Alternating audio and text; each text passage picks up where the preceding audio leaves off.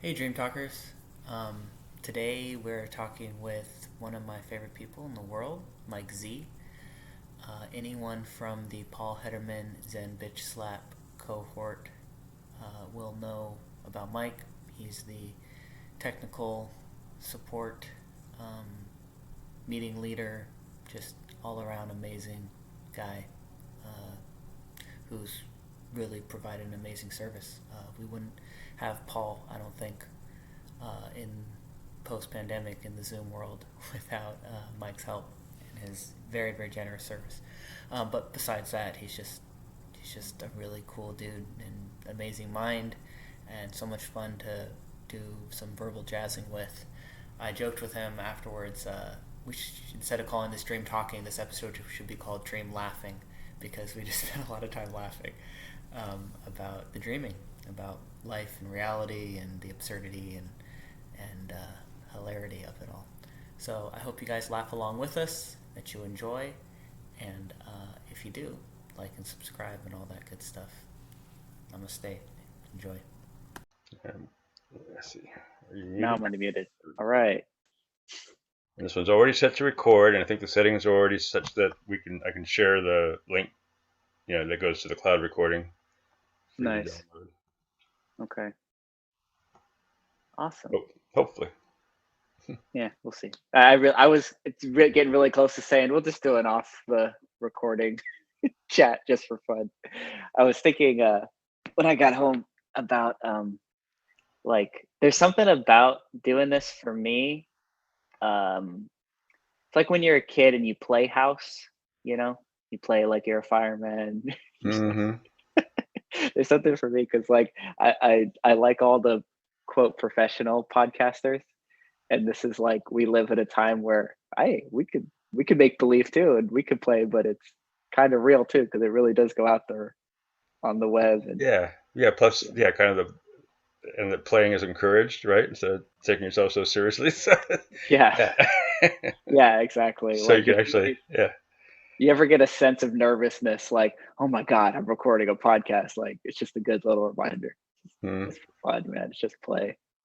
And it's a good excuse. I want to catch up with you. I haven't really since you've made it to the East Coast. So tell me everything. well, we just came back from the inspection visit, so within a few days that should be a done deal. And it was a really nice visit. We liked it even more this time, the house. So Nice. it's got I got a chance to go traipsing into the woods. It's on a great property. It's That's like you don't awesome. go far, and there's the Appalachian Trails only like a mile away. Wow.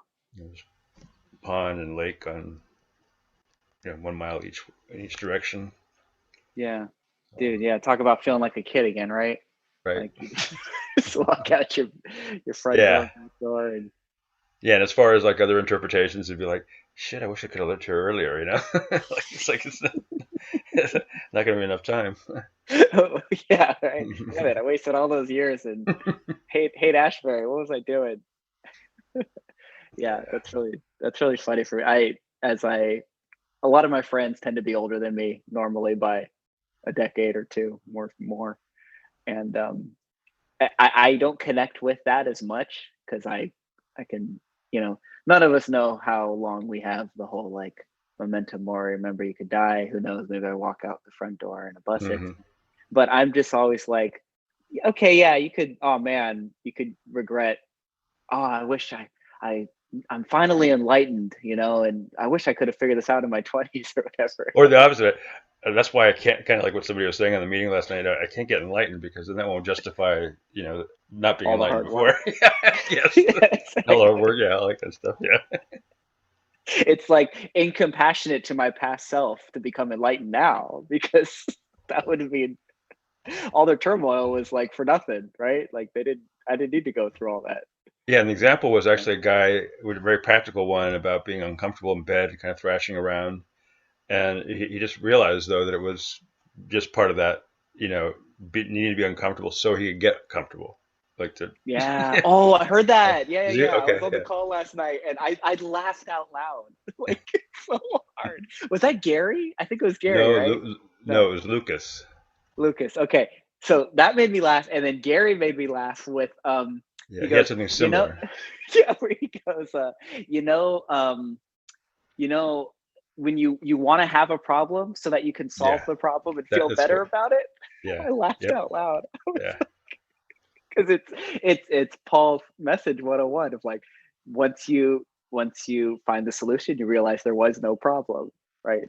And the Yeah. mental's logic idea is, I wish I had a problem I could solve so I could feel better about solving that problem. But like, what if you just, there's Yeah, and no then just problem? somehow You not should take it noticing that personal. starting point, right? And then, like, Exactly. yeah, yeah, yeah. Well, yeah.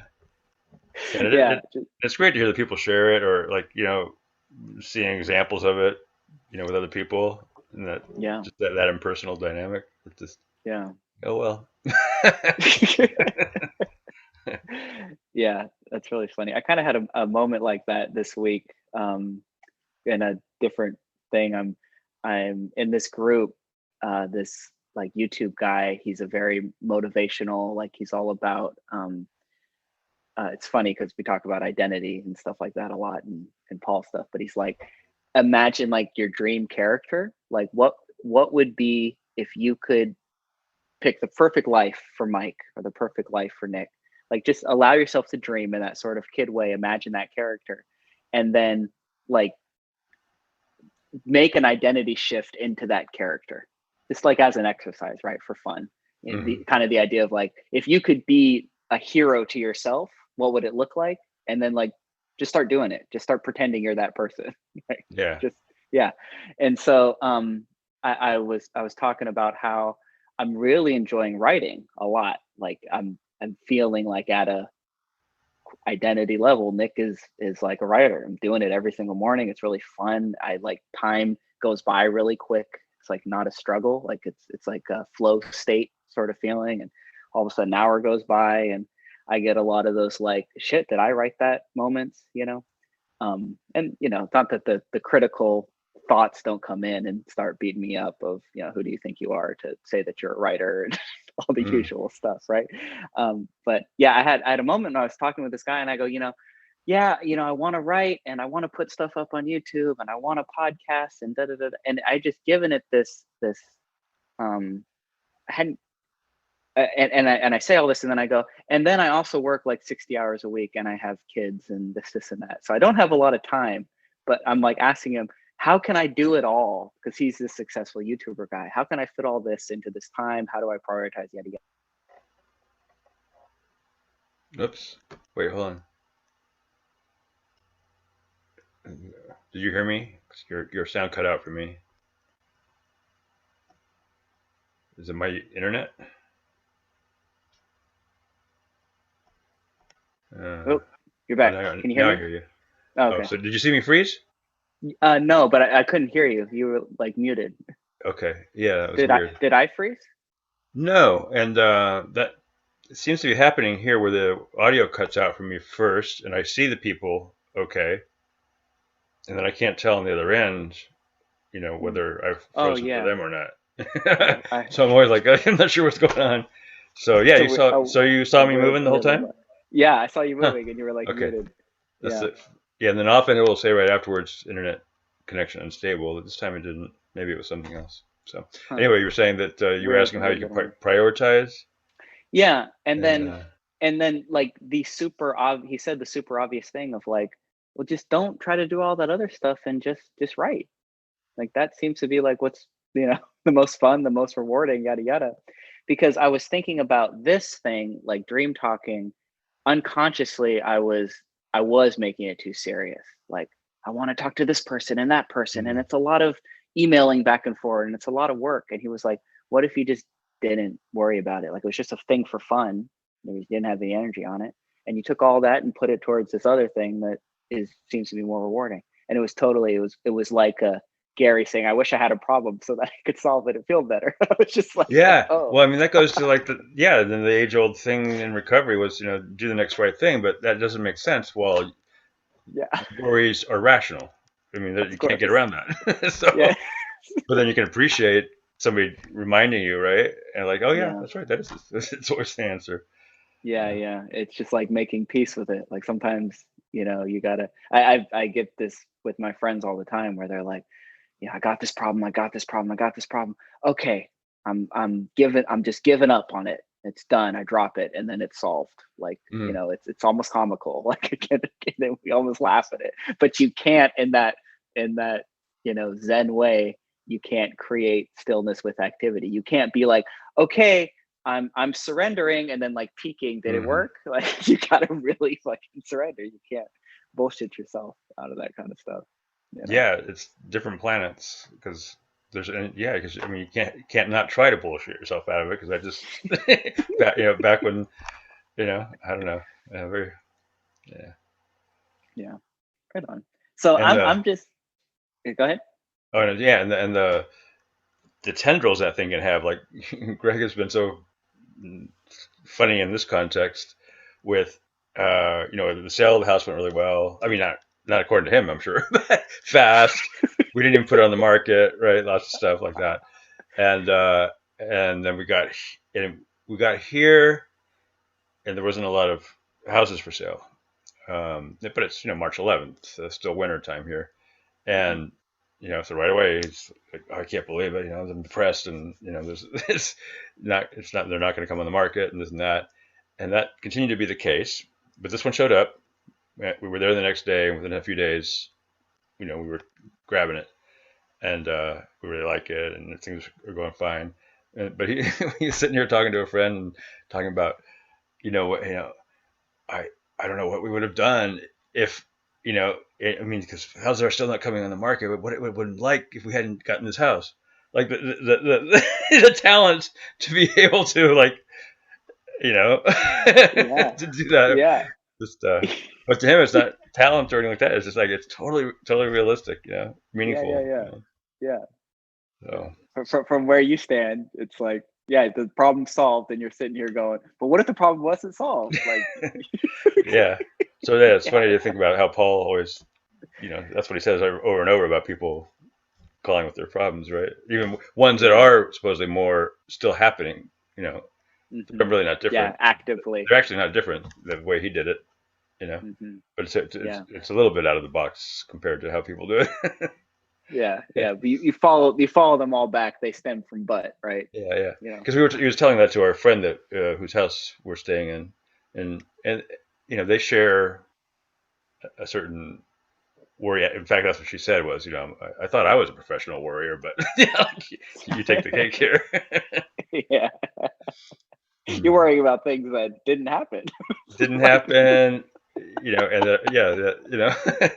yeah. Mm. yeah, could have, but didn't. Yeah, right on. Yeah, I just have this image in my head, man. Of I gotta come over there and visit you guys sometime for sure. Because I'm just imagining walking out into the woods, like you Yeah, said, the lake. It sounds so beautiful. Right on, man. you I'm definitely really got to. happy for you guys. Yeah, I'm Yes. really happy for you guys. I think I heard Paul say last night that he's planning on going out to New York area. Yeah, yeah, Dover, Yeah, New Jersey, and I don't know if he mentioned New York itself, but he's going to contact the people living in Great Barrington and see about coming up here where I am. right on. Yeah, that sounds really nice. Yeah, since you guys left, have you when you I think he got the trailer after you guys left, right? Yeah, Have you heard about the trailer? heard about it. Yeah. Yeah, haven't seen pictures or anything though. Oh, I'll send you some pictures. Okay. Okay, I have some. Yeah. So I think I dropped you guys off at the airport, and then it was like that Saturday I went by his place. And it must have been the next following Saturday he bought the trailer. And I went by there after a talk and spent like 5 hours there, got all of his electrical working. His next door neighbor came by. We're like under there getting the plumbing working. We're getting soaking wet and In the stuff, trailer? like in the trailer. Yeah. Oh wow. Yeah. So it was a fixer upper? It was a total fixer upper. Oh yeah. Oh, Yeah. No, I it's didn't like know that. it's a 1969, what's it called? An aristocrat. So it's like it's not an Aerostream. Those are the classic, smooth. I think it's aluminum. This is like kind of ruffled. It's kind of like an offshoot of the Aerostream, but it Then is it it a looks trailer really or cool. its own driving thing? It No, it's a trailer. You have to pull it. Well, You have really? to, yeah, Have they yeah, have they yeah. pulled it anywhere besides home? No, no, no. Just it's just been in the driveway. But So just but for Paul's future. I've never seen Paul get into a project like this. Like he's put in probably 100 hours, maybe like an insane amount. He just lives in there. Like I think all he does is talks, Oh my gosh. Zooms, and then goes because he Huh. loves the painting side of it. Is he painting I it? think I'm. No, yeah, he painted the complete outside, sanded the whole thing What down, color? painted it all. It's like a turquoise, Oh my God, and you're kidding. I didn't know you liked yeah, turquoise. it looks. I'll send you a picture, man. I wish. I don't think I took it before, but Huh. I definitely took an after he painted. It looks like it's right out of the '60s, like classic 1960s, but restored, really clean, Hmm. and Oh yeah. And so yeah, it's a I've good just color for that. Yeah.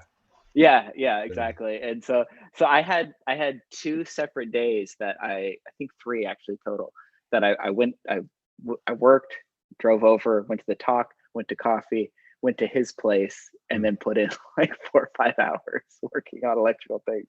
We had the last one, we pulled his the refrigerator out because the refrigerator wasn't working, and he's putting a new one in. It's like a, I don't know, maybe 3 foot by 2 foot 1960s, old freaking 60-year-old refrigerator. And we got it out. We couldn't get it out the front door because the radiator was attached to it.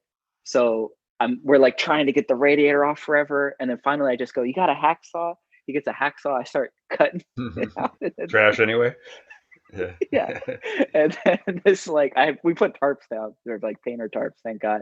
Because once we started cutting through it, this like 60-70-year-old radiator fluid started coming out, and Yeah. like I was like sure we were gonna pass out. That it like hit my face, I like it felt like it would have scorched my eyebrows. Wow.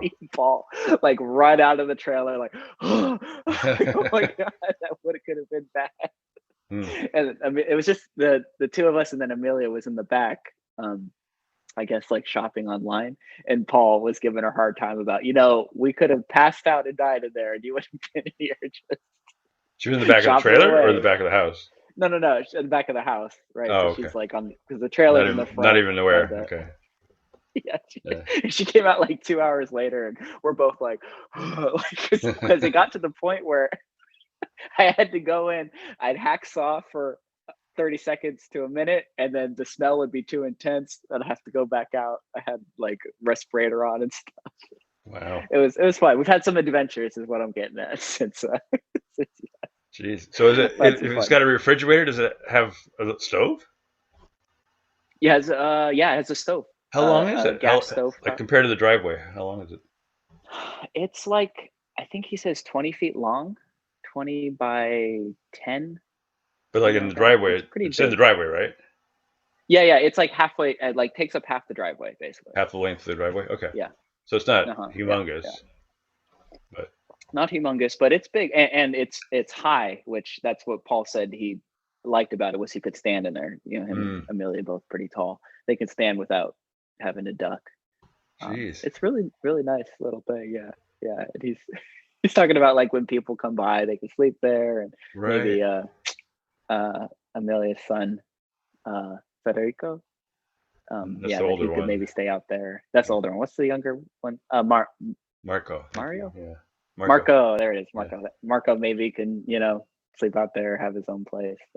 It's cool. It's a fun little project for him. It's just fun to see like another side of Paul, that he can like have a project and work really hard and be like obsessed with it. You know. Did you get it for free? No, I think he got some crazy deal for it. I know that like he some rich Mill Valley person bought it for you know whatever the market price was, like probably like $9,000, and then they were just in way over their head. They didn't know how to fix anything, and so they were just trying to get rid of it, and they gave it to him for like half of that or something like that. Mm. Oh, So good. yeah, so Mm. yeah, they're talking about towing it down to Death Valley, and staying in the desert, and it's been a cool little project. I wonder. So you think So it would be very towable with the Priuses? I don't think so. I think they got to get something. Get something else. Yeah. I could imagine that little Prius hurting trying to Yeah. tow it. I was just because I just got a hitch for the Chevy Bolt because I saw some stuff for free that we're gonna need to or want some stuff for the new house, and I was just frustrated because there was a great couch I would have taken, but I had no way to get it. Yeah, transport. But I still, I mean, I Yeah, still, it's I still got to find some kind of trailer, and I don't know that the Chevy Bolt can tow much of anything. yeah. But I'm halfway there Depends with on a how hitch anyway. charged it is. I can tie a Yeah. rope around it and drag it. There you go. Put it Pretty on creative. get a plywood base, and yeah, Yeah, there you go. What's the charging port situation like over there for the electric? There's not as many, but we've just charged here at the house a lot, so that's fine because we go about an hour's distance, but if we don't go every day, that's plenty to just plug it in while we're here. Nice. So, but yeah, I've scouted out a few. But yeah, like we'll have to see if we want to do trips like to Boston or New York, which are 2 hours. But then we could charge there. Those places I'm sure we could Yeah, find go chargers. there, charge while you're hanging out, and then come Yeah. back. So Yeah. How long of a drive would it be to like New York City or it's a little over like 2 hours to, I don't know about to what part, like, I don't know, like the near side would probably be 2 hours Mm-hmm. into Manhattan. And we're going to go to visit a friend a week in a week and a half. So I'll let you know. We're gonna take the train down, and then Helen, whose house this is, she's driving separately, she and her husband. So we'll come back with them, and I'll see what that's like. Yeah, right on. Yeah, I'm thinking a trip out, hang out with you guys, go to New York City. I've never been to New York City. Oh yeah, I'm that'd a be cool. baby when it comes to traveling, so yeah, that's calling to me a little bit. That could be really Yeah. fun. So okay, just go a little bit into podcast mode. I'm gonna ask you an interview question. How does it feel being geographically so far from San Francisco? Because I know you were there for a while, right? San Francisco? How long did you? Yeah, how long did you live in San Francisco? Well, I'm from born there and only lived in the suburbs, 45 miles away. Like Livermore, right? Yeah. Livermore, right? Yeah. Yeah. Can you hear me? Okay, you froze up. Oh, you're froze up too. I don't know which one of us it is. Yeah. Okay, you're back. Okay. You hear me? Yeah, I hear you. And then I went to school. I went to school here in Boston, so that initiated me back then. And then now especially with being faceless or headless or whatever, right? It doesn't and all the the Zoom conferencing, right, with people in different places. It actually feels almost more natural somehow because when I would be talking to people and they're in that time zone, I know what you mean. now I can be there. I'm there where they were. So now I'm somewhere where I was supposed to be. I don't know. No, so if you were in San Francisco right now and I was here in Oakland, this would feel really weird. If you're I'm gonna just get in the car and drive over there, right? Yeah, I know what you mean. It does feel. It's funny how COVID did sort of prep us all for this way of seeing reality of you live where you live on your little piece of the rock, and then you go to the little portal, and then everyone's right there. It's like I was trying to find. They have the time converters. They should have one that just says when, let's say, using the equator, something a country on the equator that's facing the sun, noontime, right? And that's the reference for anybody. Instead of saying 10 p.m. my time, 7 p.m. your time, you would just say that. Yeah. And then and then you just have a kind of a good feeling for how it's the same instead of having to jump back and forth, right? I mean, you do still have to figure it out for yourself, but it's a shared reference that way. It feels like it takes one piece out of the equation for sure. If you just had the time, especially for doing it's fun, yeah, especially for doing this kind of stuff. It's funny because I still call Keith, maybe once a week or so, and we have big long talks, and he laughs about. I always will because. For a while, I was mixing it up with him. I would say, I'll call you 3 o'clock your time or, 2 o'clock my time. Finally, I was like, okay, I'm just gonna pick one and stick with it. I'm only gonna stick with my time. And he's like, it still messes me up every time. I still got Yeah, to go back and double check the message. And yeah, yeah, it's we're only an hour apart, and still it just messes with your brain to think, you yeah. know. And you've got any kind of dyslexia, it's just forget it. Mhm. Yeah, you'll roll it the other way. You're 3 hours behind me or ahead of me. Um, yeah, that was like, so you said tonight you have a Course in Miracles thing that's 10 p.m. start for your time. Yeah. Yeah, So that's yeah, actually I been a know you're little a harder than night I owl. expected. Yeah, I'm a night owl, but it kind of Yeah. fucks with like when I eat and when I'm planning to go down in front of the TV or whatever. So that is a like Hmm. last night I was really tired on the Zoom meeting. So Yeah. but Yeah. it's okay because I am a night owl. So Yeah. Right on. How are those Course in Miracles meetings? it's good. How are they going? How That's many like people show up normally? it's just me and three others, and one is I met him when I found the Course in Miracles group out in Pleasanton, Livermore, in Body, and got to be 10 years now. So it's nice to have Oh, wow. that continuity. And he and his wife were big parts of my life and very generous and having the weekly meetings and stuff. So it's really nice. And then and he's gotten really involved with it. So he does a whole bunch in the course now, and is friends with kind of a I was going to say big wig, but it's well known person that does even more in the course community, named Hmm. Bruce. So he's really well versed. That's great, to have somebody that really has it down. Yeah. And then a friend of his, that's a really nice guy. And yeah, so it's a real like privilege with them, and like to have it small and consistent. And it's great. Yeah.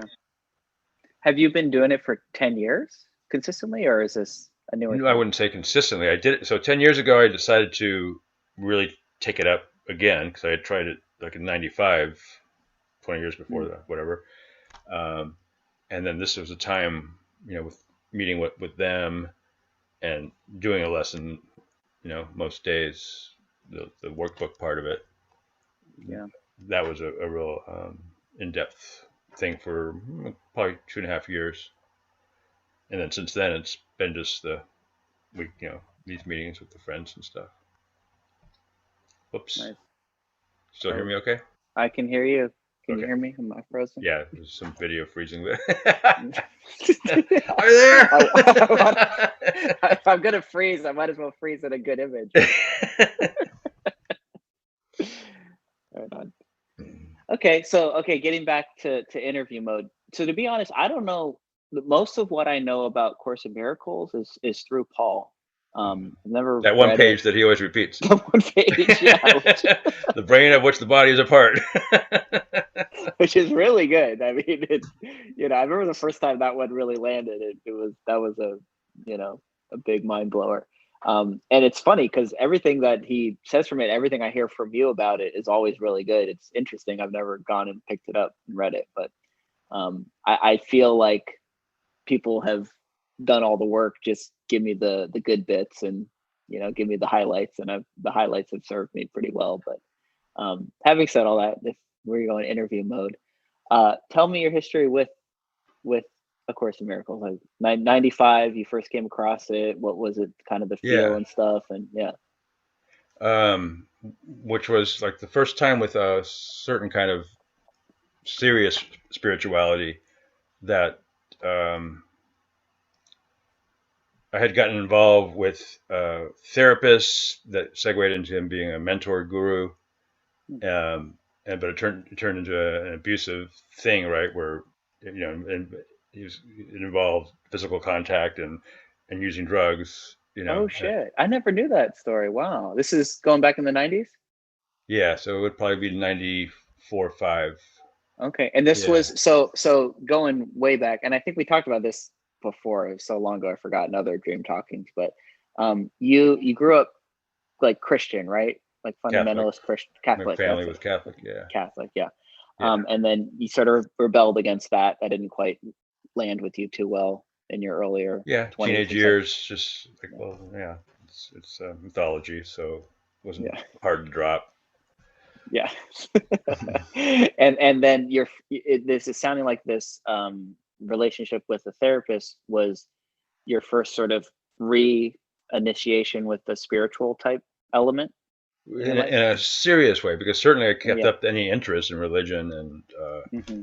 in different forays. It's hard to say, but especially in and context of, and there were psychedelics too, I'm sure, before the therapist. oh, well, in fact, I went to the therapist because the drug use Uh-huh. was so bad. And, he kind of, I had the idea and he presented himself as conscious use of drugs, like Mm-hmm. it's not wrong or whatever. Don't just stop Mm-hmm. as, the abstinence model. Uh, but then, so like part of this idea of conscious use was then, using it intimately together, you know, and, Mm-hmm. and I had, I got pretty freaked out and I had, so, finally before that, I couldn't turn to other people because, it was, I liked the out of the box idea, right?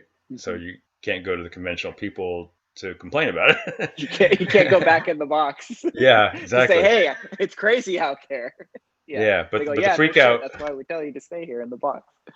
Yeah. yeah, and with the freak out, did I did end up thinking I just gotta respect the freak out and just tell them I can't do it anymore. Mm-hmm. But since I had gotten really curious and into it, and what things he's presented and stuff like that, and I would read books, on my own. And when the Course of Miracles came up at that time, it's like, oh wow, this is making sense, and that ended up, and so all that stuff ended up having me give credence to him again, and I went back, Mm-hmm. and but that only got worse, and so I did a suicide attempt. I just had no way to get out of it, Wow. and then after the hospitalization where they required me to go to rehab, that's when I started, with AA and 12-step. So yeah, so that put an end to all that, the course and him for Mm-hmm. so and that's why I didn't do the course until this time, like 2015 ish. Yeah. That I, for whatever reason, all that memory and curiosity and whatever, I decided, to It do was that again. kind of too scary to step back in there because you've seen how far it pushed you. Yeah, yeah, Yeah. yeah. And it even has like a comment in there about the care of who and how it's presented to, because some will try to destroy themselves, Yeah. you know. But just knowing Yeah. that doesn't keep you from trying to destroy yourself, right? It's like, oh Yeah. yeah, it makes sense to me. I'm going to do that. Yeah, they get it. Yeah, Yeah. exactly. Oh man. I first off, I appreciate you being so honest and vulnerable to share that, and I think that's really valuable. I've seen you before in Paul meetings have people come up with, you know, sometimes I just feel like I want to put a bullet through my head, and people will bawl talking about suicidal thoughts, and every time you share, it feels so like genuine. Like there is not a lot of uh what's the word I'm looking for, self-consciousness about like, Mm, this is the parasite, this is right. the conclusion of the mental state is I gotta get out, Yeah. and this can't get me out, drugs can't get me out, whatever can't get me out, then the logical conclusion is put a bullet in your head, and it's it's really cool to have somebody that can be so honest about going through that process and really getting on the other side of it and saying like, yeah, like being able to laugh at it is the ultimate fucking healing. Like it's fucking insane. Yeah. Yeah, you and know to and appreciate being able to, to the to take self consciousness and be able to talk about it instead of be in it. yes, You know, that's all. 100%. That's all that was self consciousness, right? In various Yeah. ways. Hmm. So to yeah, I mean, and it makes sense why you have to have care though with how it's presented, to whether you present it to people or whatever. Yeah. Yeah. because it can be taken as more self-consciousness. Of Like, course. oh, Yeah. it's just self-consciousness. Yeah. Like, yeah, I am that, because when you're completely identified as this thing that's self-conscious, and you go, you're just being self-conscious. It's like, oh, I'm not just being that. That's what I am. I'm identified as that, right? They believe that to the core Yeah. of being. I'm the one that knows that. That's, Yeah, exactly. yeah. Yeah. Great. I already know Yeah. that. Yeah. So of course you got to be very, it's a delicate art form, I'm definitely not saying I'm a professional at it at all, but I've seen you talk with people. I've seen Paul talk with people in very um graceful ways about it. And I remember certain people brought up suicidal thoughts to Paul, and it's so beautiful the way he'll be like, um have you considered just being of service? Like, Hmm. get a dog, take care of the dog, go to a soup kitchen. And it's like one of those real simple practical answers of, it's like, just, you're not going to solve thinking with more thought. You're not going to solve self-consciousness by being self-conscious about your self-consciousness. Like, Yeah. take that energy and direct it towards something else. And it's hard to beat being of service as a direction to direct that energy somewhere else. And I mean, you're another great example. I mean, you're of service, and I don't think Zen Bitch Slap would exist post pandemic Yeah, without that's such a you. perfect example though about how it can't be at all. Like to me, that still falls on the like being told to do that. Like, yeah, I know, and then I did, and it didn't work. And so, like to have backed into it, so to speak, just Mm-hmm. loving the message and the gratitude for it all coming together in the way that it did. Then Yeah, there's just not going to be that availability. I like that way that Paul puts it. Right, you like are being available. available. Yeah, Yeah. So, but yeah, he loves recovery, right? And so that, for the people that discover through some kind of instruction, be of service, and then they get the relief and they appreciate it and it works, and it comes together that way. I get the bumper shot. I get now, yeah, whereas before I would be yeah, just pissed and, and frustrated why, it didn't fall that way with me. But yeah, now I'm good with it. yeah. And You totally could, appreciate Paul that he does that too. yeah, you could be scrubbing the floor and going, what the fuck do they think they are, making me scrub the floor? Yeah. This is this is menial work. This is da da da. Or you can be scrubbing the floor like, oh my god, like, I'm being of service, like being in heaven. Being Yeah. that kid playing in the park, Because scrubbing I the did. floor. I went, Yeah. like, I volunteered on Alcatraz weeding, Mm-hmm. still would, you know, just be upset that didn't work to stop me from drinking, like going there with a hangover, like fuck, like feeling worse about myself. I got my first guinea pigs, because, Uh-huh. okay, you want to have a pet?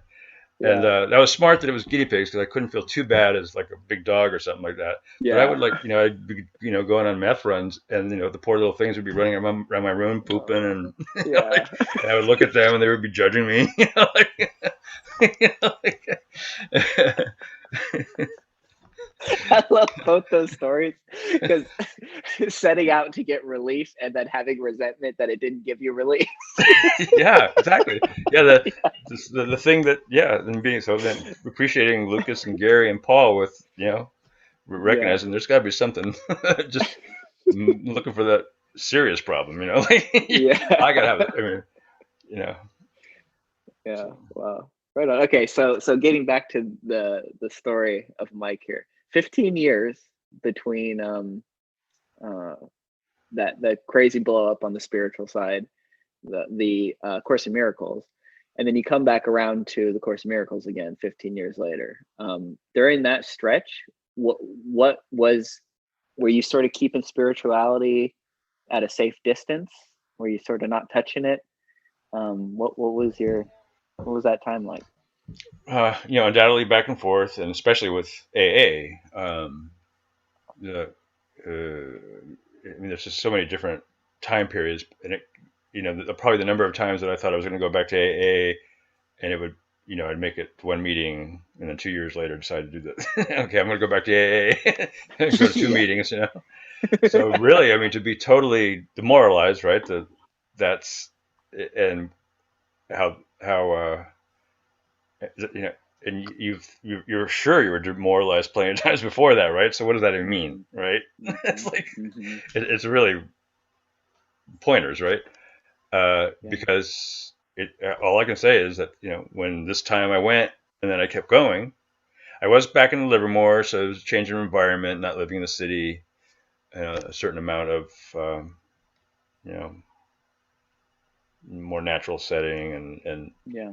and a you know a Maybe like certain. less temptations, less.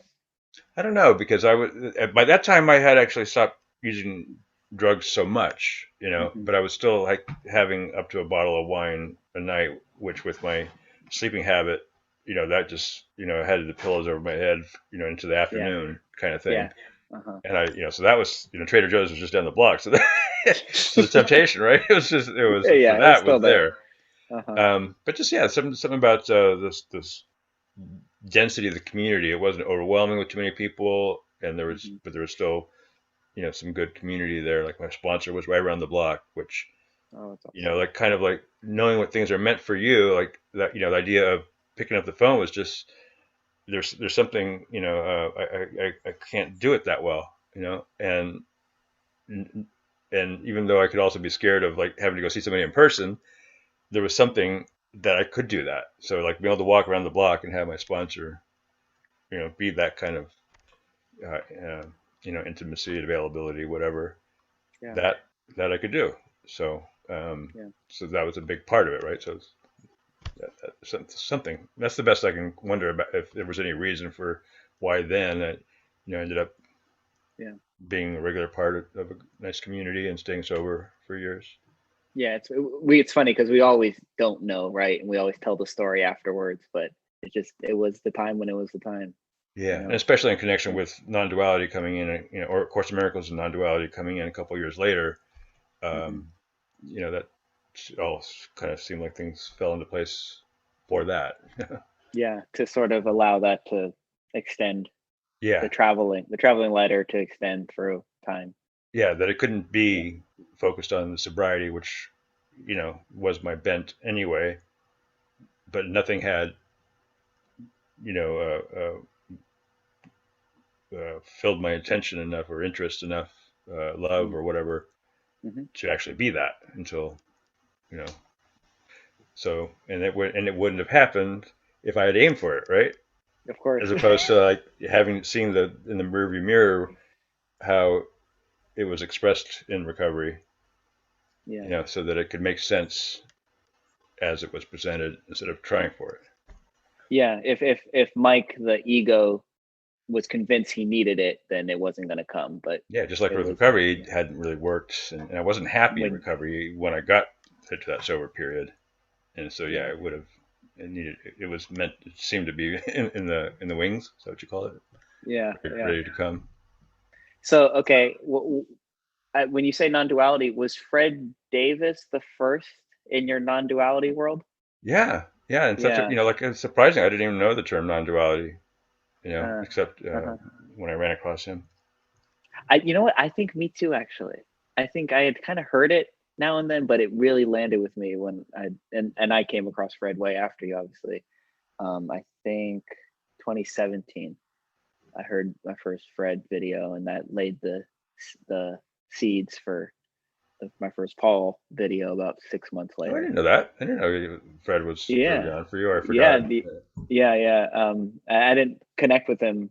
The first time I ever talked to him was when you set up the Zoom podcast that we did together. That was the first time I ever actually talked to him. But yeah, and I think I told the story on the podcast we did with him. But I I had heard. I think I heard the phrase non-duality somewhere, or awakening. I was big on awakening. That was it.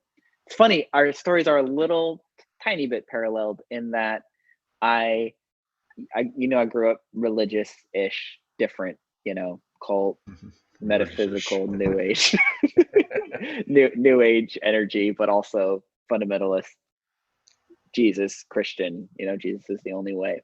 And then I rebelled against that for almost like a decade, like a good 9 years. And I was in the atheist group, in the group, not really. I could convince myself I'm atheist. I don't believe in God. It's all bullshit. Energy's all bullshit. Science is the way, And I went to a therapist, the first therapist the only therapist I ever actually really connected with and did some real major work with.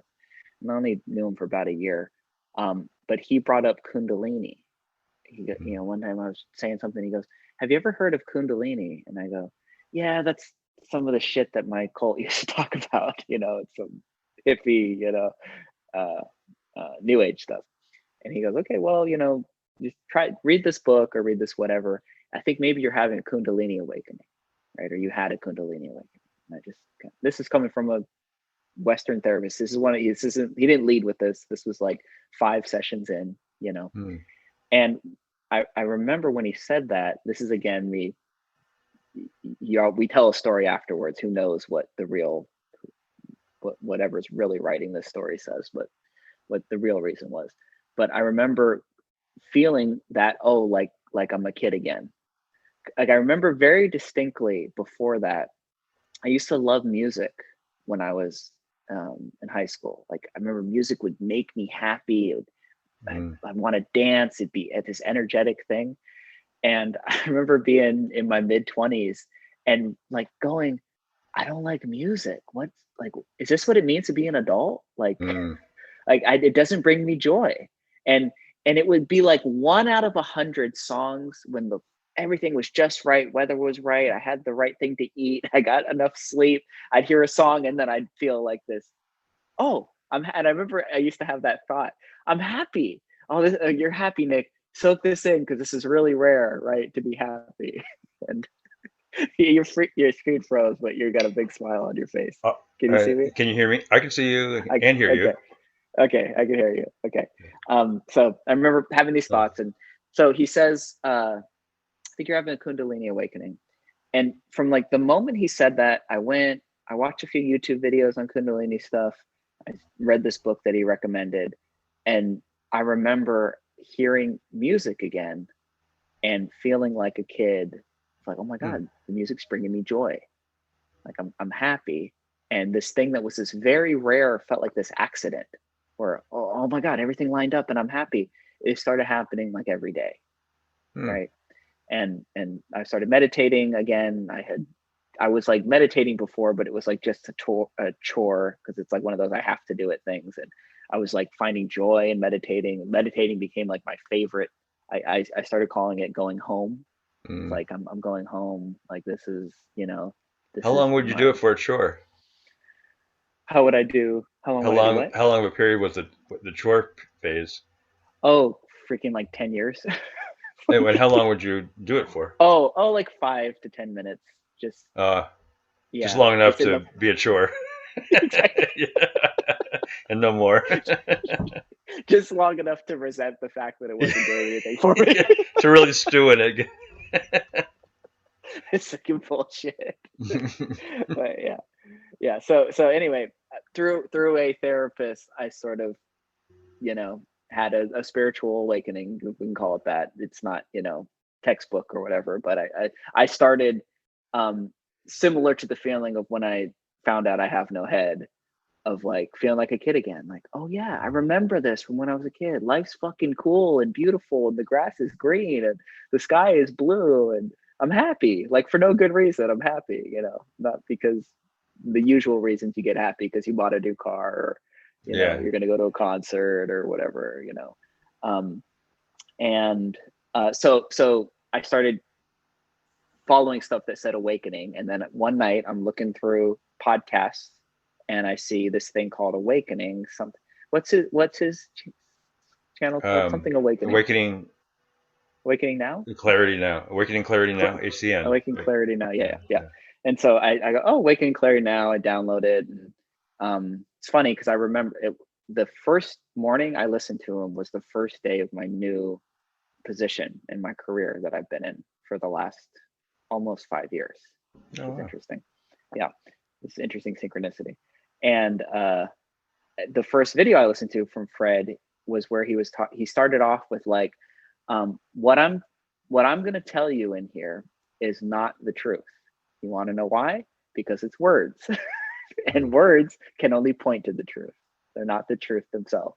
And I remember going like, oh God, I kind of feel like I've been waiting my whole life to hear somebody admit that.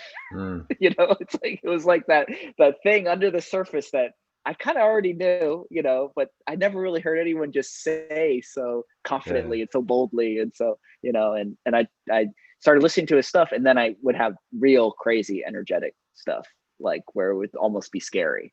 And this is no drugs at this point. I think maybe a little bit of marijuana every now and then, but that was it. Like no real heavy psychedelic drugs.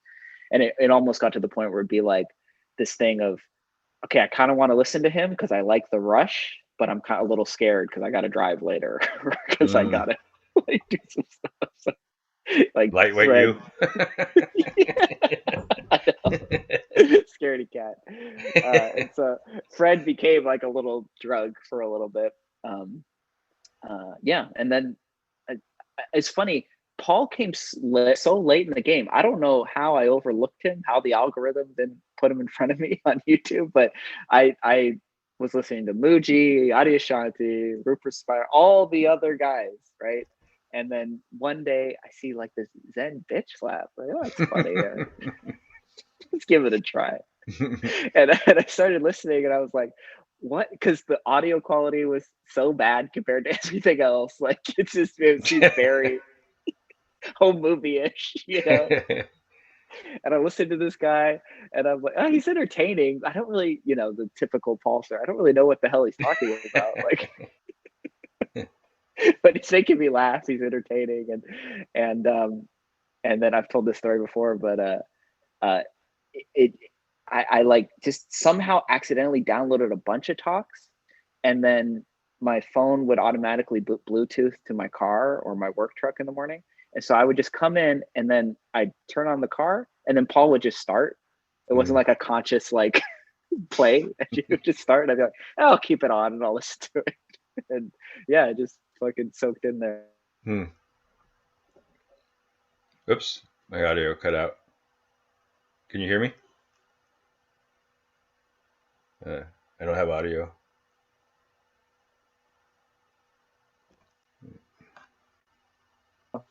Yep, No, maybe. okay. Oh, now you're back. This time the Hey. audio cut out, so I couldn't hear you. Okay. I say same thing. I seen your lips moving, but I couldn't hear you. Yeah. Yeah. So okay, interesting. So Fred came in how long ago for you? This would be So I think that sober period started in 2012, and within 2 years, this is the way I kind of put it together. I had run across his book, and then immediately got into him, and then within 2 years after that, I was doing and then that led to doing the course again. back to the course. He's big on the Course in Miracles too, right? He had done it, like Paul. Well, I Yeah. don't know how much Paul had done it, but I think he had done it pretty. You came across Fred Davis through a book? Yeah, because I had remembered from my previous recovery experience that somebody had written a good book that I remembered as Beyond Recovery, and that's what he's titled his book. So I misremembered the other one that was something recovery, and so very fortuitously, coincidentally, right, that I misremembered what was exactly his title. But it got you to the right book. It was, yeah, to his actual title, yeah. Yeah. Which was an amazing book, and then he had his web presence, lots of good stuff to read there, and he offered Skype one-on-one meetings, so that introduced me to that whole possibility. Yeah. He was ahead of the curve on the Skype stuff, huh? Yeah. Most people were doing only in person. Yeah. So this is 2014. Interesting. Okay. So 2014 is Fred Davis, and then getting back into Course in Miracles. Yeah, so that was 2016, 12, 14, 16, 18. It's probably a little shorter, more like a year and a half probably. So, because I know I've been going to Paul's must be 5.5 years. So I didn't go to him until, in fact, just before him, with recovery, I'd been going to my sponsor's Monday night meeting for a long time. That was great. And I was going through that, like, I don't know though if I should keep doing this, and how do I know, and whatever. And then there was a non-dual meditation thing that was the same night, and I had to go try that out. Mhm. Liked it, and then that's how I ended up doing that for a good half a year, and then I think it might have been just because that was a little bit of a drive, and I wanted something at home in the city. So I might have just Googled Paul Hutterman. I mean, not Paul, non-duality San Francisco. Ah, That might be how I found him. oh wow, Yeah. right on. When you first started going, was he doing it at the church on? Yeah, that's what was so cool, Yeah, right? Like, oh wow, this is I right know. here. Oh my God, yeah, that church is so cool too, right? Yeah. I miss that place. I've been talking to Paul. He says he might start doing it one night a week back there, and I'm like, really? I'm probably the biggest advocate for that because I all my favorite in-person Paul memories are sitting in that little room with the cool Yeah. acoustics, you know, and then walking out afterwards and the church, with the chandelier and all that, and then going to B Star Yeah, afterwards. that was Those a are real, real privilege. those are yeah, yeah, really nice nights. Right on. So so Paul's only been 5.5 years. Is that I think right? so. I Yeah, think so. at Because least at let's least see. So that. because it's been it'd be 4 this month for me. And I think you had maybe had a year and a half or so, maybe 2 Yeah, when I met you. sounds right. Yeah, yeah. That's crazy, man. Wow. 4 years, 5.5 years. It's like that, and it's also I can't imagine my life before Paul too. It's really like thinking about a different person, you know. Yeah, Pre-message Nick, like yikes. Just you talk about yeah, one of the layers of hell. yeah. I do have just, Okay. and there'd be. I mean, it wouldn't be traveling lighter to go ahead and try to conjure up what it would be like if right. But there is that kind of like absent, noticing by absence. There is a kind of like, oh wow, what would it have been like? we're doing the Greg thing about what if we didn't get the house, right? That's it. Yeah. Yeah, yeah. It's maybe not the best mental exercise. Okay, I wanna. How much time have we spent? An hour? You got more time, right? Yeah, yeah. I'm Yeah, good yeah. until. Okay, until your Course in Miracles. Let's talk a little bit about Course in Miracles. I wanna, since you've been doing this for a decade or whatever, almost. Um, how has it served you, like from your subjective no head view over there? What has the Course in Miracles done for your Well, traveling? definitely, as Paul emphasizes, by the failure, right? Yet another Mhm. failure that I like. I was having a little more interest and enjoyment than recovery, but it's a little bit of a feeling of either there's something wrong with me, or there's some bullshit going on, right? That like people hadn't said what you quoted Fred, right? Like, and yet so it's like this. There's something that just very overblown about Course in Miracles. Yeah, yeah. um, so it really fits then too that would be what serves as failure. The length of it, the complexity, and while at the same Yeah. time saying that this is a simple course, not meant for intellectual hoops. What? Yeah. Are you sure? Fake fake Yeah. book. Yeah. So I mean, so the amount of detailing that can go into it, like a lot of quotes, like what you quoted Fred, like that words can only be pointers, right? So there's something like when we had the discussion when I was high with accidentally with my friends and we're reading the course and I'm like, and this is all kind of really obvious, just like why are we reading this like that light is white light, like Yeah. okay. Why did someone bother writing this down? Why are Yes, we bothering to read it? like Yeah. yeah, I mean just so much of that, right? Uh-huh. Um, so that's just that's why I resonated with Paul, right? It's about failure, not about actually trying to get it. And then and then after Paul, now there's an appreciation of it, now there's humor to how we do want to state what's obvious while we do, right? There's, Mm-hmm. like, Yeah. like we can talk, like we can appreciate, how fucked up it was trying to accept, and now we can appreciate, the atmosphere of acceptance, as Paul would say, right? And so we can say it's about accepting life, and that's just a level of language that we can go ahead and, I mean, everything's kind of obvious no matter what, right? It's like, the voice is Mm-hmm. sound, and yet we feel like we're saying something when all we're doing is making sound. I don't know, Yeah. right? Yeah. So we can say things like that, and like whatever. It's nice to, like when Fred said, words are just pointers. Like, so just if something wants to come out that way, Mm-hmm. even if it's obvious. So Yeah. reading the course like that is fun. That's just where I'm at. And it can have things that don't seem so obvious unless you're high. Like that you're still trying to get, or you kind of get, and they're important to me and the friends that we have, right? That kind of like recovery about, not drinking. This is recovery about, um, not projecting and on others, um, Mm. and certain elements, whatever, gratitude and faith, that it puts the whole puzzle piece together. So, it, like someday it would, it'll just be like, okay, why do we bother? On the other hand, right now, it's still like, well, no, that stuff's not totally conscious or obvious, Yeah. that can actually have helpful ways to occupy the mind instead of pursuing those, projections and judgments and stuff like that. There's, a lot of that in the course that just feels like, um, you know, uh, putting the brakes on that. Skillful means. Yeah. Um, Yeah. It sounds like satsang. It sounds like right, hmm gathering in truth. So I think satsang means gathering in truth. And then the other thing I like to always tack on there is it's a reminder, right? We're here to remind each other, like, of the obvious stuff.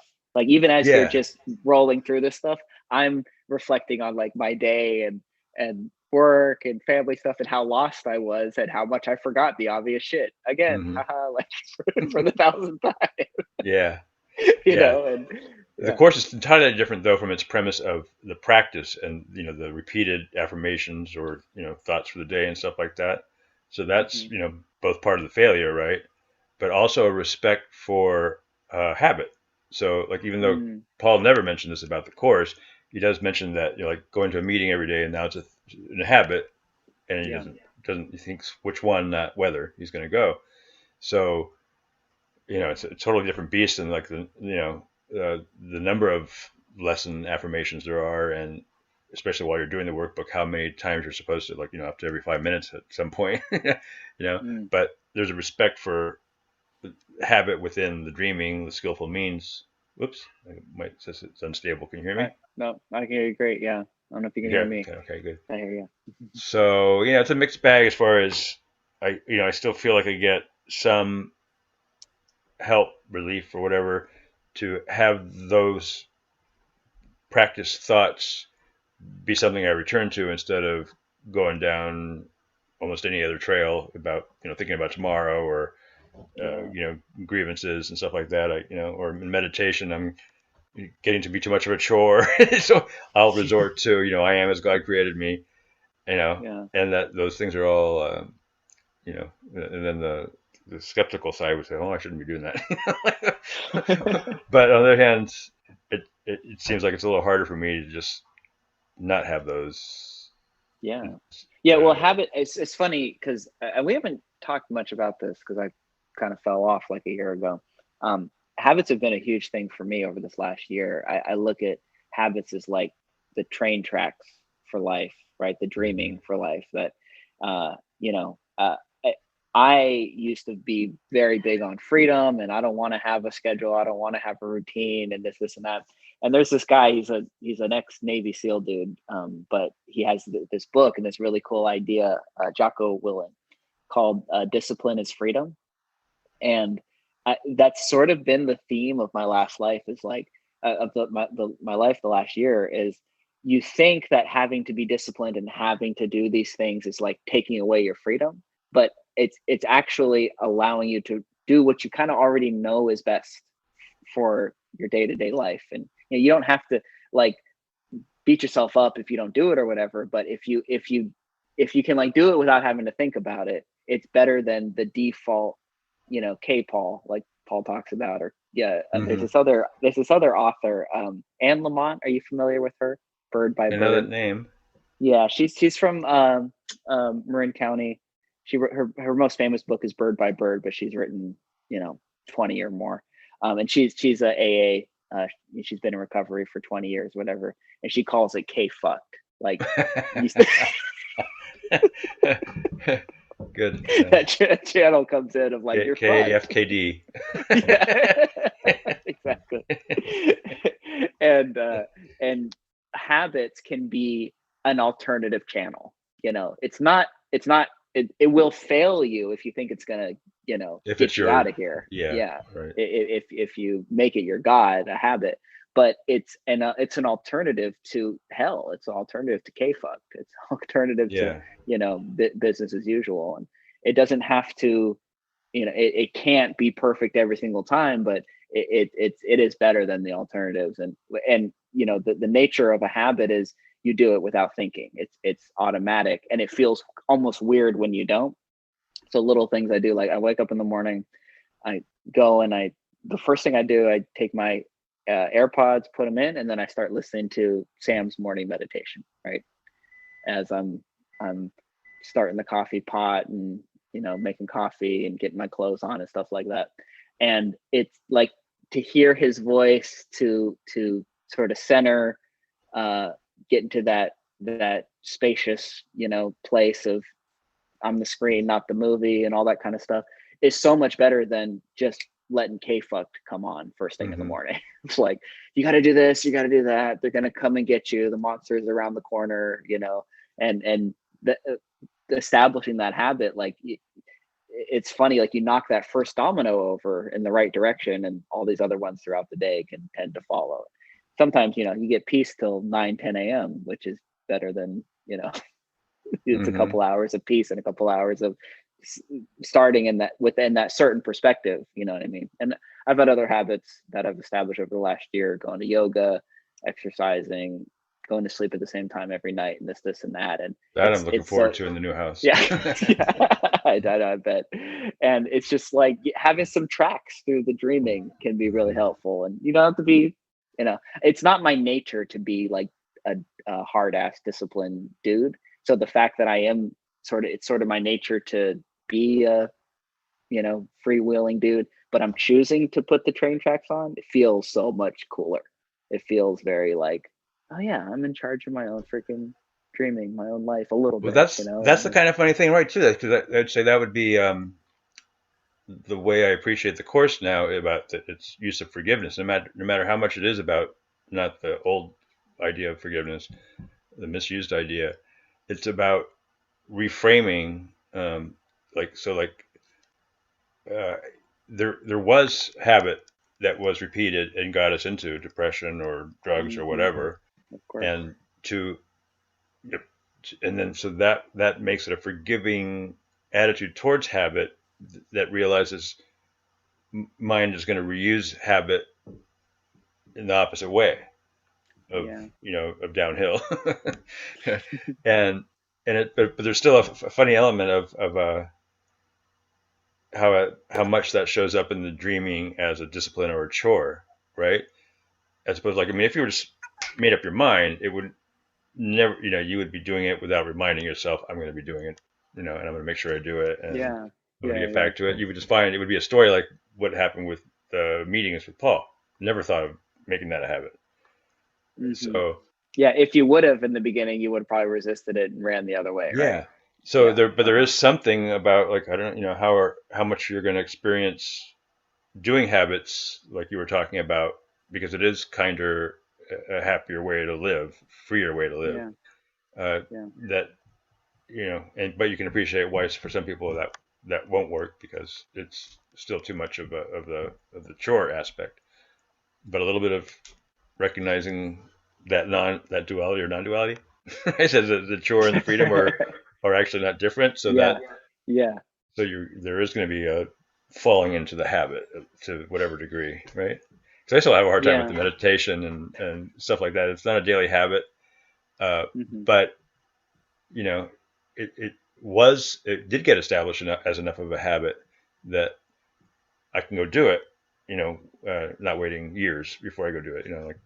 Yeah. Couple weeks pass, a month or whatever, and then you know, so And um, there's not a lot of heaviness or weight around.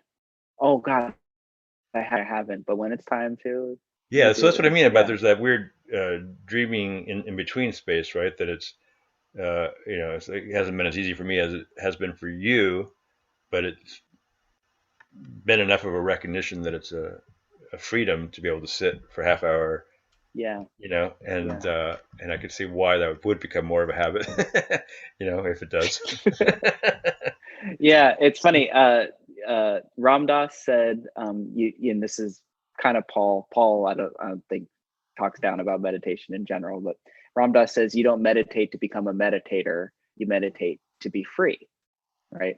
And that's a cool little pointer of like, if meditation becomes something that binds you, the habit of it, then it's kind of defeating the purpose. Like, chill out, try something else, maybe. Yeah.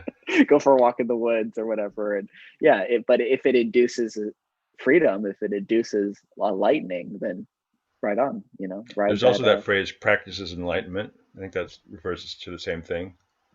If you're Mhm. enlightened, what else are you going to do but enjoy breathing Yeah. and taking it easy? And Yes. that looks like practice, but you know, but it's going to be, if anything, Yeah. somewhat of a use of practice because you know that it's freedom. You know, Yeah. oh well, I need Yeah. to tell myself It's it's fun. practice a little bit. But I okay, just good. heard. I just heard yesterday. Um, Someone telling a story about Bob Thurman. I think it's Bob Thurman. Uma Thurman's dad. He's like a Oh, Buddhist teacher. all right. Yeah. The actress. Yeah. Yeah. So he's a Buddhist teacher. He's written a bunch of books and stuff. And this one comedian was telling a story about talking to him at a Ram Dass retreat. Again, Ram Dass, and him saying, practice, practice. All these people are talking about their practice. 10 years of practice. When are they going to perform? Not just, and that's like the other duality of people. I'm really focused on my practice. I'm taking my practice really serious. This is that. It's like, okay, but you got to balance that out with some performance. And to me, I think a performance is like showing up in life, being Yeah. available. Like Well, that's where being the of practice is service. enlightenment, right? So practice is the performance. Yeah, Right? Yeah. exactly. And that, But I that does think the sound kind of practice of sad, though. enlightenment is. Don't say. When are they going to Wait. perform? It does, right? Or, well, I did all this to become enlightened just to practice. Like, come on. Right? The ego's take on it. Like, yeah. Can we pause recording for a second? And I Sure. got a message I got to get back to, and then Oh, I got to do that, huh? I'm gonna go potty. Yeah, I'll go pee too. Pause. Stop. I can pause. And let's see.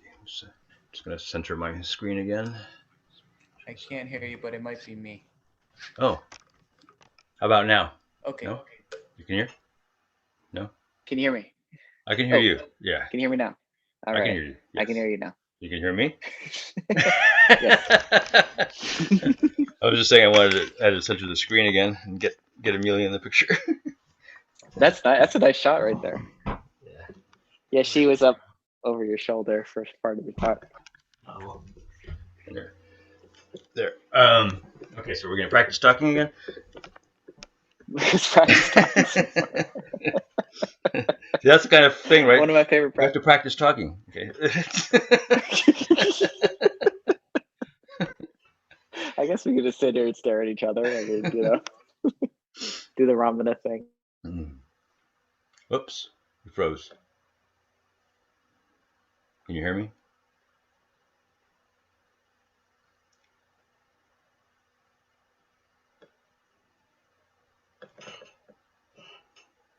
Oh, there you are. Okay, here we are. I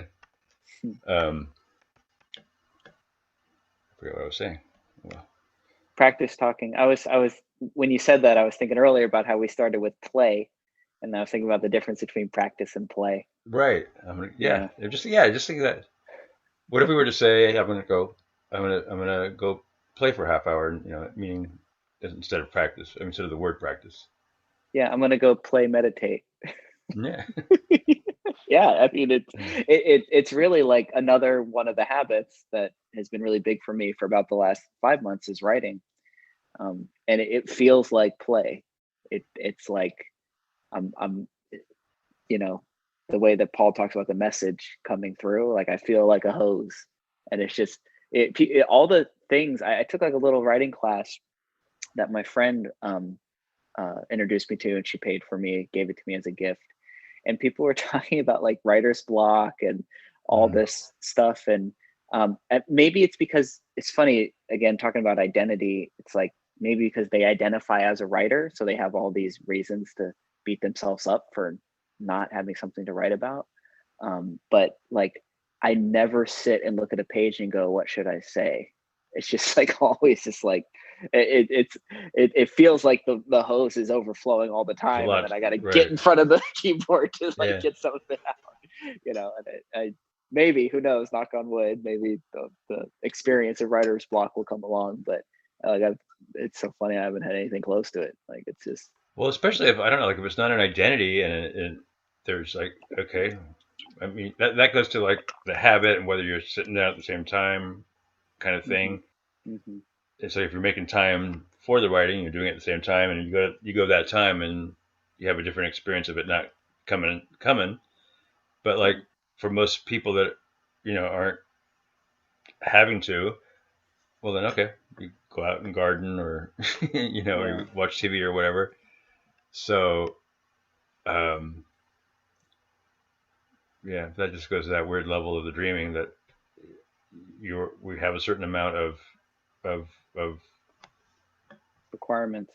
yeah, of living within the contrivances to say, Yeah, that you got to set the alarm and got to do this and that, and yeah, not everybody has a problem setting the alarm and getting up with the alarm, but then for some people it does.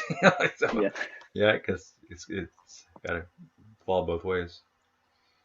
Yeah, and I think of Paul's phrase "seed assignment." It's when something feels like a seed assignment. Like I could imagine that you probably don't too often, maybe never, have felt like, oh God, I got to go on and host this meeting. Like, Right. I can't imagine that coming up for you. It's just Hmm. like, okay, this is the seed assignment. This is what I do, and I do the Yeah. work. And yeah, it's I've only come across a couple feelings of the seed assignment. Definitely being a father, like just if I'm all the things that people. I don't understand how you can cook for your kids, every night after working all day. I don't understand how you can stay up with them when they're sick, do this, and that.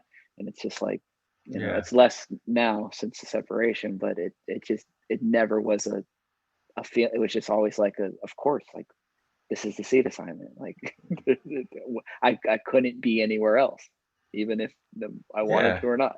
I mean, once you're that uh, you take a bite of that apple where you make things that way, then whatever, self can't get out of self. But it's like with the cat, right? If I were to think, oh, like back with the guinea pigs when I had to have them as a pet, right? Yeah, Then it would be, oh, doing the litter. Oh, I got to go to bed and I have to do the litter. I forgot to do it before I go to bed. That kind of stuff. It can be just notably different. Like I can think about, oh, I forgot to change the litter and I got to go do it now. But it doesn't have the same hook as, like I remember with the guinea pigs and, other things that, like even meditation, right? Like it's like, oh, yeah, it's so weird. There's like that overlay that, for different people are going to be different. So like I still have that with going out for a walk, like, as opposed to, it's not like that overlay is not happening while I'm sitting in front of the TV. It's like, oh, what am I doing here? And it can, but there's a certain idea that is supposed to be the reward. Sit and do nothing in front of the TV. That yeah. Oh you know yes, that even one though it's hundred percent. not really, it can add that overlay to like taking a walk. That, well, this is not the reward. You know, Yeah, Yeah, and yet I'm enjoying the walk really as much More as, than 6 months. yeah, Yes. so I can't quite get my hands around that, but Yeah, I think we're fucked on that one, but yeah, that's yeah, no, the I love Paul's. It's like my go-to. I even write about it a lot. The mental ads, like the mental advertisement is my reward is. I always like to say, a mark or whatever, a Long Island on the beach, right? I'm gonna work my ass off so I can sit on the beach and have the Long Island iced tea, and then I'll be happy. That's my little joke that my friends and I at work say all the time. My buddy's going to the Himalayas actually, to Annapurna. He just flew yesterday. He's gonna go there for a trek around the Himalayas, wow. hiking every day and doing all this stuff. And so he had started planning that like 2 months ago, and I'd see him at work and we'd be hanging out. It'd be a beautiful fucking day, blue sky, birds chirping, everything. And he'd be sitting there going, God, I just can't wait to get to the Himalayas, and then just say like, yeah, man, and then you'll be happy, right? And we just constantly laugh Yeah. about, like postponing that happiness. Like it's available, obviously, right here and Yeah. right now, and it's available sitting on the couch watching TV, and it's available when you're out on the walk in the woods. It's that extra layer of the story of, well, this should be the reward. That's hell when it's like the reward is being able to sit on the couch and watch TV, and now I just feel guilty about the fact that I'm doing it, or I feel resentful like I do at the guinea pigs, or picking picking Yeah. weeds on Alcatraz because it's not delivering, right? And yeah, there's really just like there's something to seeing through that bullshit, seeing it as an ad, and yeah, Yeah, and what like one of the habits, like, let's say like two basic ones to being, thank you and what is the will, for me, not to me or at me, but that includes yeah, me.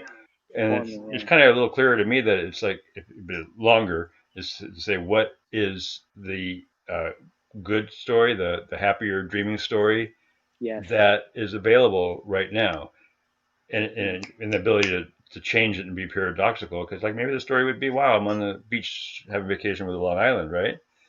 yeah, And if your Long Island spilled in the next second, and you were and you still had some habit of like, oh fuck, life sucks. Yeah, to have that reflex of like, oh no, what is the happier way to see this, right? yes, And whether it's just laughing because you took it so seriously, right? mm-hmm, Or mm-hmm, you spill it, you see your some beautiful scene, or your the love of your life yeah, walks in your life at that moment, right? Or you wouldn't have that yeah, story at that moment, that comes later, but just like you're available to notice what is given and in a a more artistic, creative, happier mm, way, mm-hmm, because there's no reason force not to. That is yeah, presumed by the life sucks and you have to take a drink spilling as a catastrophe, or any kind of nuisance.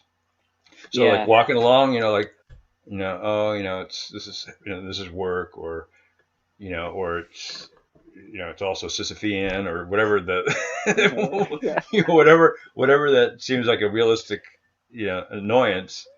uh-huh, Okay, well, okay, what? Thank you. I mean, to that's that's kind of directed towards the past. Instead of ruminating about anything that you want to resent. Okay, so now the past is gone. Well, what next then? So then, what yeah, is the will? Because so both sides of where the mind goes.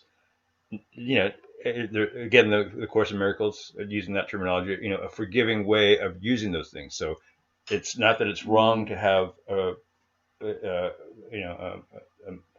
notion that there's a past, but you can use it as a thank you towards the past, right? yeah, In the same way, then there will be a a plenty good story coming at me. What is that? What is the will? yeah, And then the mind can rest, because like, okay, it's been addressed and it's not been ridiculed, yeah, uh-huh. or damned, It's been right? like respected, yeah, Respected, honored. There we go. Yes, I yeah, use the word. I honored, use the concept of honor a lot. So, yeah, um, and then what is the present then? because that doesn't make sense. There's the president is some indivisible thing. Well, but what's that? So what's what's a creative, happier, dreaming story Yeah. that's available, that's inclusive of other, that would have to be part of it.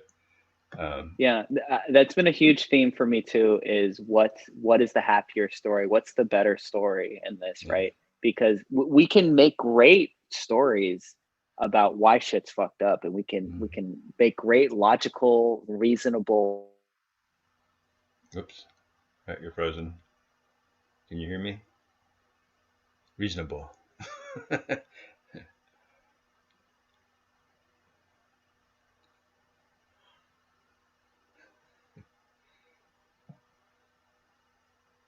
Unstable. Okay, As soon as, I'm back. as soon as you said logical, reasonable, you froze.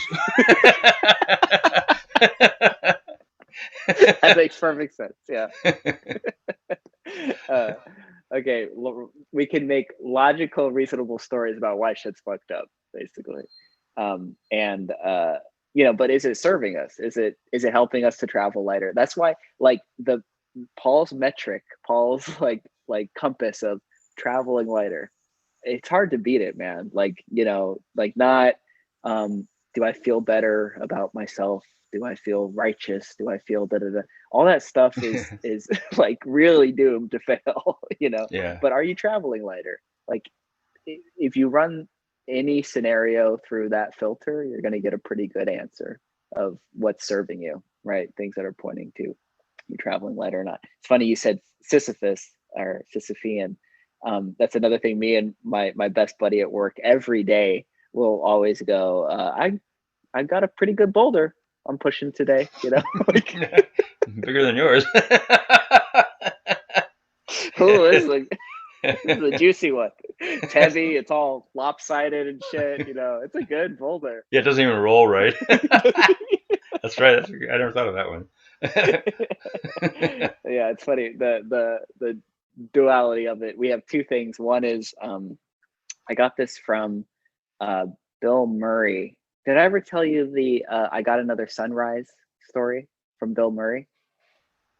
Mm-hmm. Okay, so this is over a year ago. Um, this I don't recommend this, but I was on psilocybin mushrooms and I was watching YouTube videos. Bad combo, recipe for disaster. And I was out in nature, and it was dark, so I went. I went to, like, kind of over by where Paul's talks are, out in the Marin Headlands, and I like to take them, and then it takes about an hour to hit. So I like to take them an hour before sunrise, so they would hit, and I'd watch the sunrise. Really cool experience. And for some reason, my head wasn't straight. I took it way too early. I took it like 4 a.m, and so they started to hit, and it was dark, and I'm out in the middle of nature, and every little shadow's like, turn it into a creature, and just not a good scenario. So I go, I'm going to distract myself, and I'm going to watch YouTube videos. And that was creepy too. The screen looks all weird and stuff. Yeah, bad. And I come across a Bill Murray video, and I remember looking at him, and he looked like, his body looked like a corpse. Like, he looked so old, and like just almost like a zombie. But he tells this really beautiful story, and this story has stuck with me ever since, to where it's like a habit, it's like a mantra. I tell myself every day, I got another sunrise. So he was trying to be an actor in LA. He went to an audition, failed miserably. Like he had the last 100 times he'd gone to auditions. He's, doesn't got any money. He's getting ready to give up on life. So he says he walks out, and this is in Chicago, I think. There's a lake there, or the river, and he goes, I think I'm gonna jump in there and just fucking end this. And he goes, well, let me just walk along the river a little bit. I'll just postpone it for a few minutes.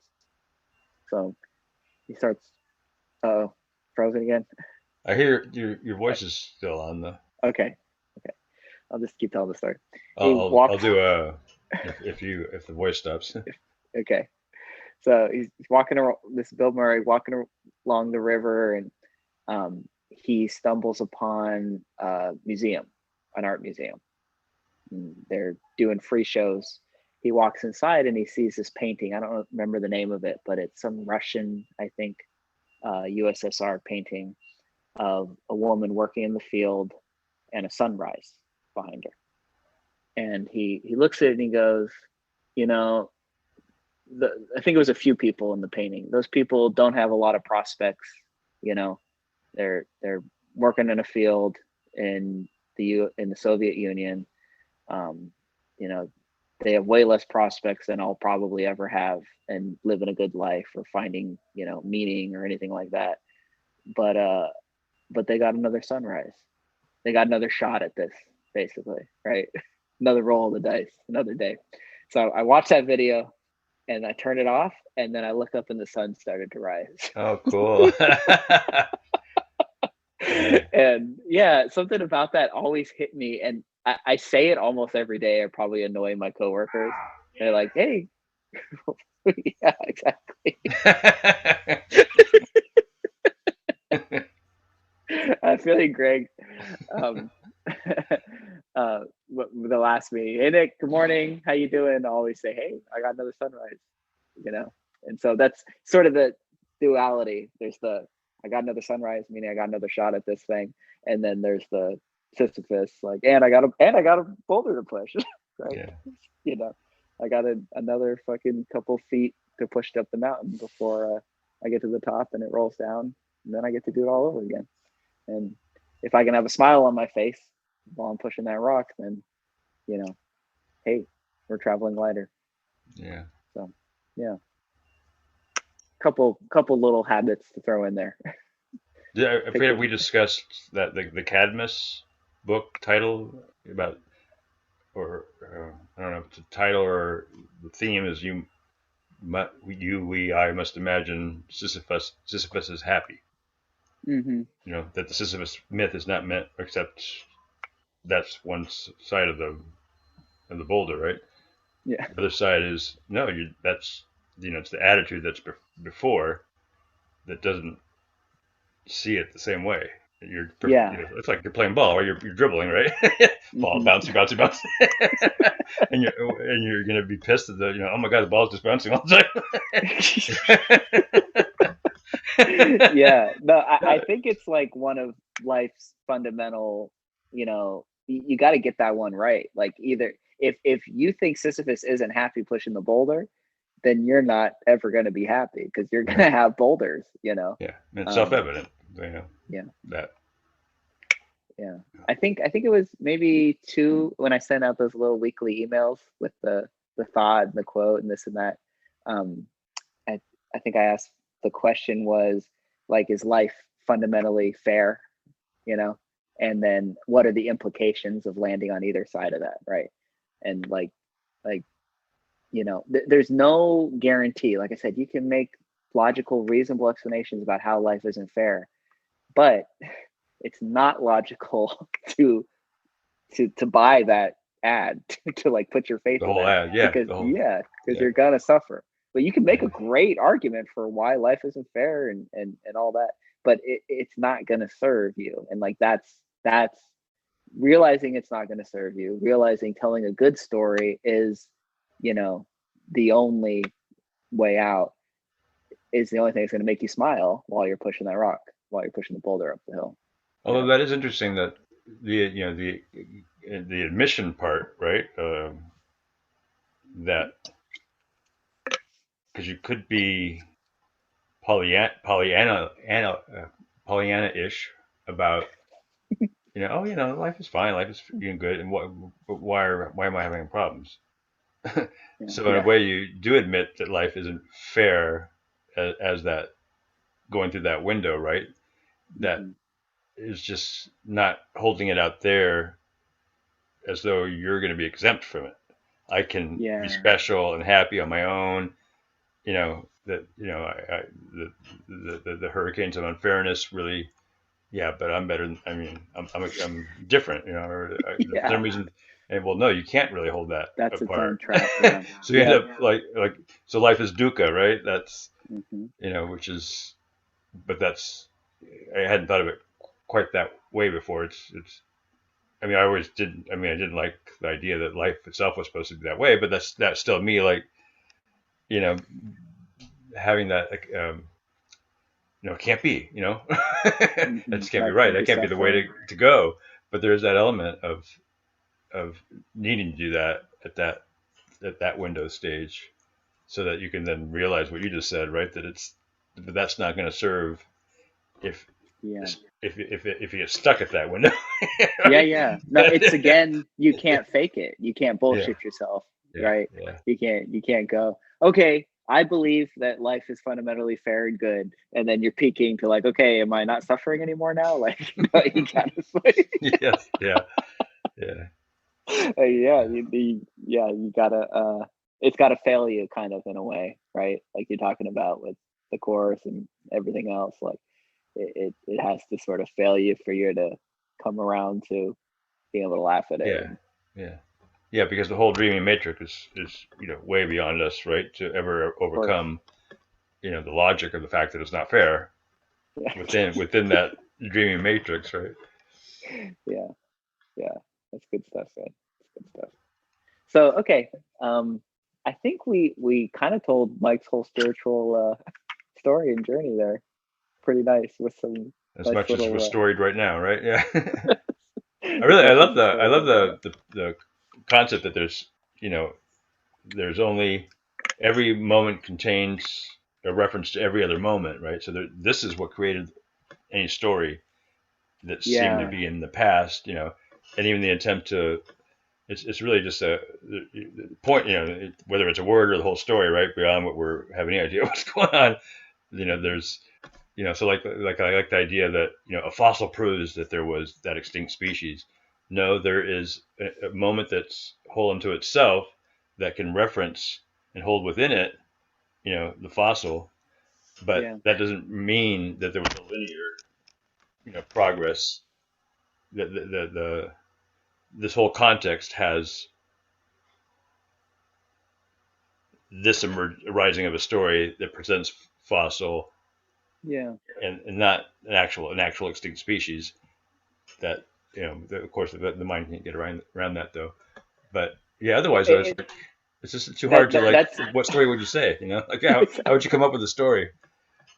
well that's the whole like I love the idea of the past doesn't exist in the past. It exists now. The story exists now as we're talking about it, right?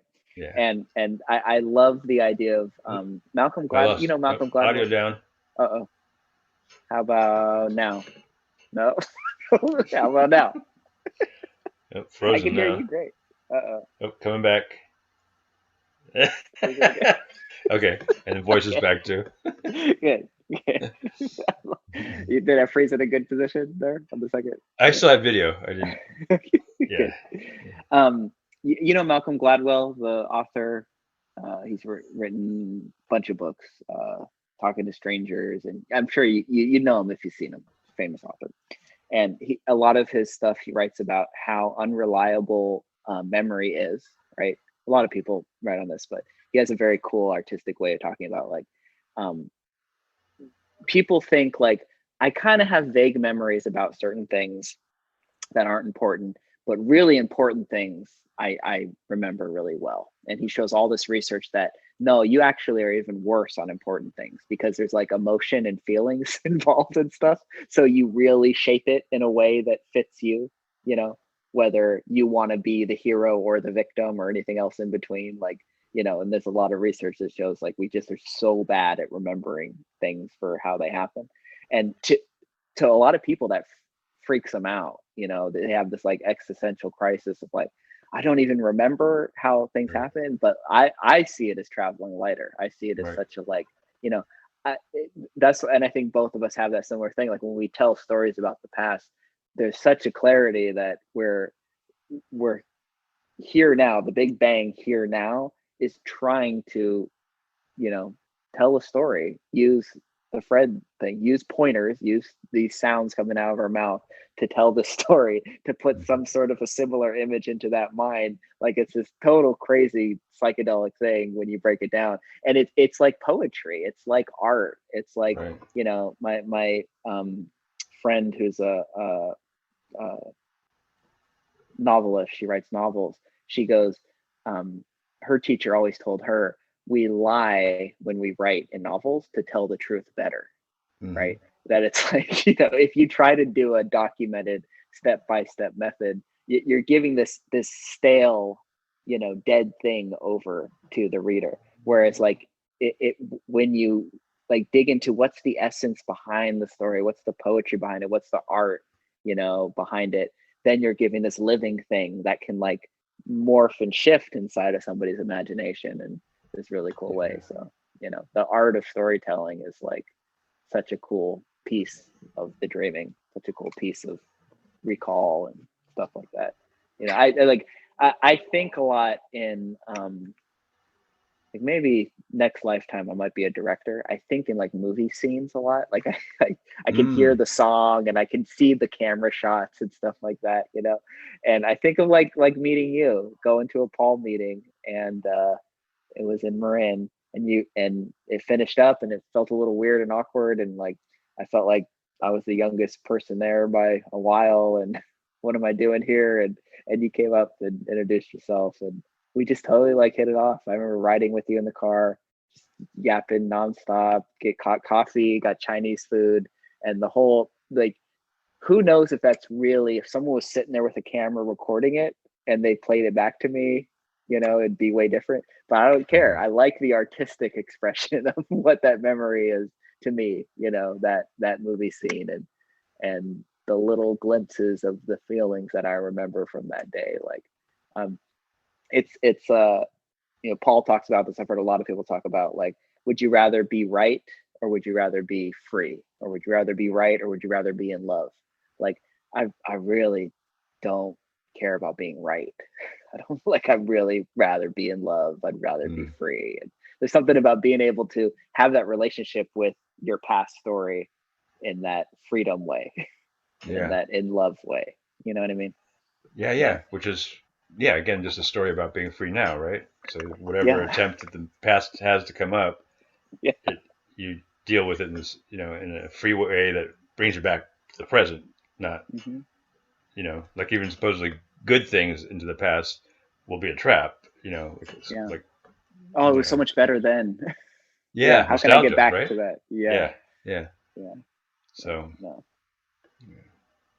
Yeah. That's like, I've had people, I have at work, I have a lot of guys that go, God, do you remember how awesome it was to be a teenager? You had no mm, responsibilities and this and that. I just always go like, no, like, mm, I'll take right now mm, yeah. over almost any other, and like that is, this is like a knock on wood moment for me, but like, that's a certain kind of hell to the nostalgia of, God, it was so much better when. Like, I'm Yep. so thankful. I almost always go, oh no, I'm gonna take right here, right now. Like, this moment, this Hmm. this headless moment here beats any memory. I can enjoy those memories as a like movie scene, as an artistic expression, but I'm enjoying it here now. I'm not wishing Right. that I was there. I don't want Yeah, to I'm pretty take my stuff. convinced memory is actually, to me, the first wealth that of, accumulation, right? Yeah. Very, Oh, very integral to the, selfing, to the self, right? of course. But once you see why, yeah, yeah, sure, yeah, $1 million would be nice now, but I also am not going to dwell on it. I know it really is just a delusion, right? Mhm. And so the same thing with any kind of memories, nostalgia kind of thing. I really don't, believe in it any more than $1 million is going to make me happy, you Yeah. know. Yeah, I know, like, people talk about wanting to go on vacation to make memories, and Mm, it is like, yeah, it's like a yeah, wealth thing. I want to yeah, accumulate. yeah. I can hold on to these quote memories, and then I Right. That's can like, Yeah, and you can see that how that was always the case, and that's why as soon as photography and videos became a yeah, thing, oh it yeah, changed too. my God, yeah, right. Even though people would have Yeah, thought that was crazy at some time, like, well, how's that going to help me? Or they wouldn't have yeah. imagined it. Except Mhm. it's okay. Well, that's one way to accumulate it. Yeah. Wow. No shit. That's a good one, man. That's a good insight. Um, okay. Do you need to eat some food before you go on to your? Yeah, a little bit. Okay. I think we put in a good hour and a half or something. I don't know. Yeah. I don't remember. I'm not too hungry. I'm not tired. That's the best. And Yeah, you got look, the and cat I'm here. not. I thought this, but I never got around to saying it. You look really good, man. You look very healthy. You look well rested. I think New York is good for the action figure. Yeah, and I think this action figure likes to explore, needs novelty. Like Hmm.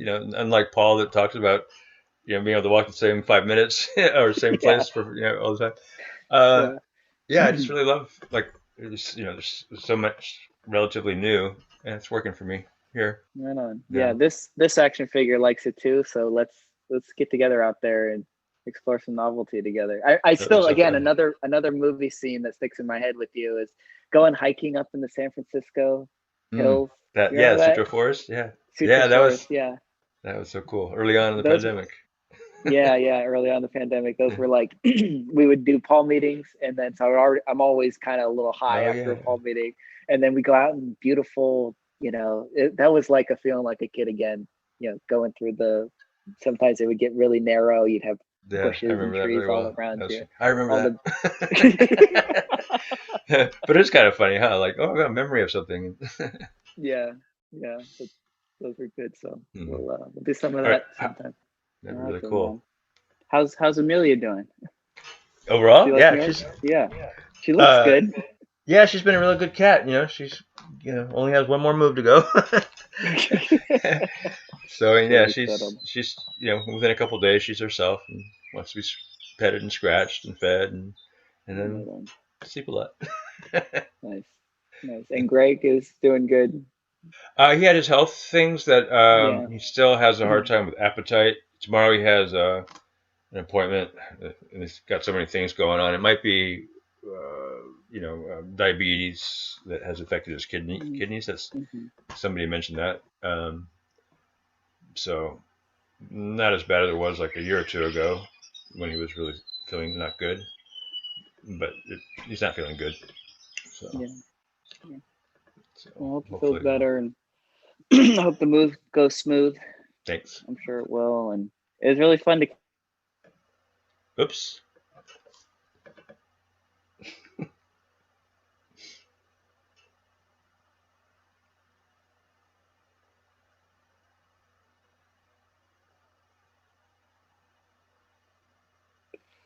Oh, coming back. There we go. Now I hear I was gonna take I was gonna take a picture because you. Yeah. no, we the whole podcast was about not putting the bullet in your No, head. reframed it, made it funny. So Yeah, exactly. Yeah, dude, that's it. I mean, you can laugh at it, and you got it beat. It was really fun to talk, man. A nice totally extended time. awesome. It's been a long time since we had a good verbal jazz diving into the fun stuff together. So we got to do it more often than once every couple of years. Yeah. Well, thanks. I love you. Love you, Mike. Thank you so much, and be safe. And don't be a stranger. Give me a text sometime. Okay. Bye. Bye.